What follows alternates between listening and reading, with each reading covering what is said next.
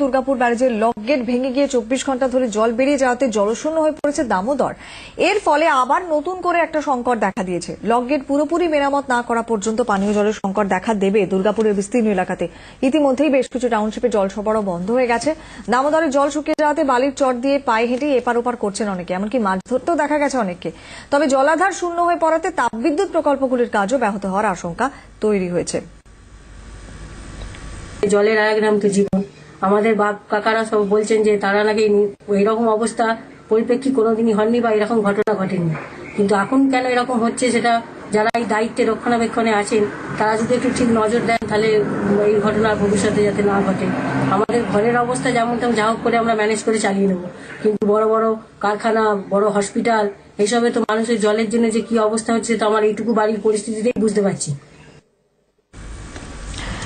সরাসরি এই মুহূর্তে চলে যাব আমাদের প্রতিনিধি উজ্জ্বল মুখার্জি আমাদের সঙ্গে রয়েছেন। উজ্জ্বল, কি পরিস্থিতি? এই ভদ্রমহিলার বক্তব্যই স্পষ্ট, তুমি নিজে ওখানে রয়েছো, সত্যি অবস্থাটা ঠিক কিরকম বিস্তারিত জানতে চাইবো। একেবারেই কোয়েল, দেখো তোমাকে একটা রেয়ার ছবি দেখাবো, যে ছবি কিন্তু গত 62 বছরে এখানকার মানুষজন কেন রাজ্যের কোনো মানুষই দেখেনি। 1955 সালে তৈরি হওয়ার পর এই দুর্গাপুর ব্যারেজের এটাই হচ্ছে প্রথমবার যখন দুর্গাপুর ব্যারেজের এটাই হচ্ছে চেহারা। শুখা মরশুমে এখানে যা জল থাকে সেই জল এখান থেকে বেরোয় 1 নম্বর লক গেট, যে লক গেটটা গতকাল ভেঙে গেছিল। এবং রাতের ছবি যদি তুমি দেখো, এখানে মানে এত জলের স্রোত ছিল যে এখানে দাঁড়িয়েও যখন আমরা কথা বলছিলাম তখন ওই জলের ঝাপটা আমাদের গায়ে এসে লাগছিল। কিন্তু যেহেতু এই লক গেটটা ভেঙে গেছিল, অনেকক্ষণ ধরে চেষ্টা চালানো হয় যাতে এখানে বালি ফেলে এই লক গেটটা জলটাকে আটকে এই লক গেট মেরামতির কাজ করা যায়, কিন্তু শেষ পর্যন্ত সমস্ত চেষ্টা ব্যর্থ হওয়ায় আগে একটা বাঁধ তৈরি করে, যে বাঁধ আছে মাইসরের, সেখান থেকে মাইথনের বাঁধকে নামিয়ে জল আটকে সবকটা লক গেট একসঙ্গে খুলে দিয়ে যতটা জল ছিল বের করে দিয়ে এই বাঁধ মেরামতির কাজ চলছে। গতকাল রাত থেকে শুরু হয়েছে, আজকেও সারাদিন চলবে। এবং বাদলদা যে ছবিটা দেখাচ্ছে দেখো, এইটা কিন্তু ব্যারাকপুর ব্যারেজের এই মুহূর্তের চেহারা। আমরা যদি ব্যারেজের ঠিক উল্টো দিকে চলে যাই তাহলে দেখতে পাবো দুর্গাপুর ব্যারেজের যে ওখানে এখন শয়ে শয়ে মানুষ একেবারে রীতিমতন পিকনিক মুডে, যে খবর পাচ্ছে যে ব্যারেজে জল নেই, মাঠে নামা যাচ্ছে, তারা কিন্তু একদম চলে এসেছেন, সেলফি তুলছেন পিকনিকের মুডে। একটু সময় পেলে এখানে দুপুরবেলার খাওয়া দাওয়া সারবেন। এটাই কিন্তু এই মুহূর্তে দুর্গাপুর ব্যারেজের সার্বিক ছবি। কারণ 62 বছরে কখনো কিন্তু এখানকার মানুষজন এই ছবি দেখেনি, কারণ কখনো এখান থেকে জলের স্তর এই রকম জায়গায় নেমে যায়নি।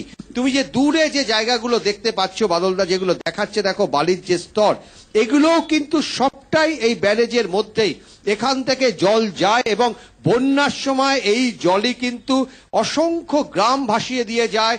বেশ কয়েকটি জেলা এবার যে বন্যা হয়েছে তার কারণ কিন্তু এই দুর্গাপুর এই ব্যারেজ থেকে বেশি পরিমাণে জল ছাড়া।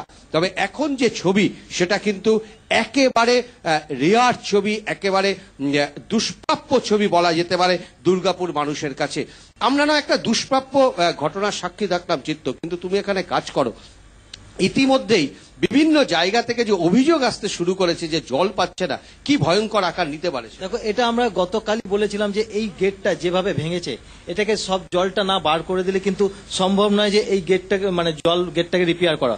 তার ফলে যে সমস্যা হয়েছে দুর্গাপুরবাসী, অর্থাৎ Durgapur steel plant, Durgapur DPL বা দুর্গাপুর, পুরো দুর্গাপুর শহরবাসী কিন্তু জল সংকটের মধ্যে পড়বে, অলরেডি পড়েও গেছে। আজকে হয়তো কালকে জল কিছুটা তারা রেখেছিল, তারপর সেই জলটা আজকে চালাচ্ছে, কিন্তু কাল থেকে জল সংকটে পড়বে। এবং শুধু টাউনশিপ না, তার সঙ্গে কারখানাগুলো জল সংকটের মধ্যে পড়বে, কারণ কারখানাগুলোতেও জল নেই।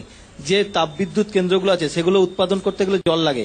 তাতে যতগুলো তাপবিদ্যুৎ কেন্দ্র বা যতগুলি কারখানা, সবটাই তো এই দুর্গাপুরের যে জল, এখান থেকে তো জলগুলো সেই কারখানাগুলোতে যায়। ঠিক একদম, এই দুর্গাপুর দামোদর ব্যারেজ থেকে সব কারখানাগুলো এবং সব তাপবিদ্যুৎ কেন্দ্রগুলোতেই জল যায়, এবং সেই জল যদি আজ থেকে না পায় তাহলে কিন্তু বিদ্যুৎ ব্যাহত হবে এবং কারখানাগুলো উৎপাদন ব্যাহত হবে। তার সঙ্গে দুর্গাপুরবাসী জল সংকটে পড়বে। উজ্জ্বলদা।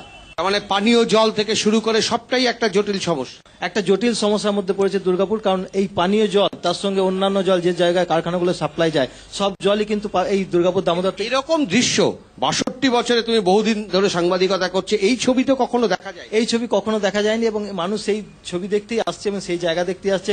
কি কারণে এত ভিড় করছে? কারণ এই যে জায়গায় জল থাকার কথা সেই জায়গাতে জল নেই, উল্টো দিকে যে জায়গায় জল থাকে না সেই জায়গায় জল রয়েছে, সেটা দেখার জন্যই মানুষ এসে ভিড়। একেবারেই তাই, দেখো একেবারে রেয়ার ছবি নিঃসন্দেহে, কিন্তু দুর্ভোগটাও কিন্তু একই সঙ্গে শুরু হচ্ছে। ফলে এই দুর্ভোগ কতদিন পর্যন্ত চলবে, কিভাবে তার মোকাবিলা করা হবে, আদৌ আজকের মধ্যে কাজ শেষ করে আবার জল ছাড়া সম্ভব হবে কিনা, যত জল নষ্ট হলো তার বিকল্প কি হতে পারে, এতগুলো প্রশ্ন, ভাবনা, কৌতূহল কিন্তু মানুষের মধ্যে রয়েছে। অনেক ধন্যবাদ উজ্জ্বল। আপাতত পরিস্থিতির উপর নজর রাখো, আবারও পরবর্তীতে যোগাযোগ করছি।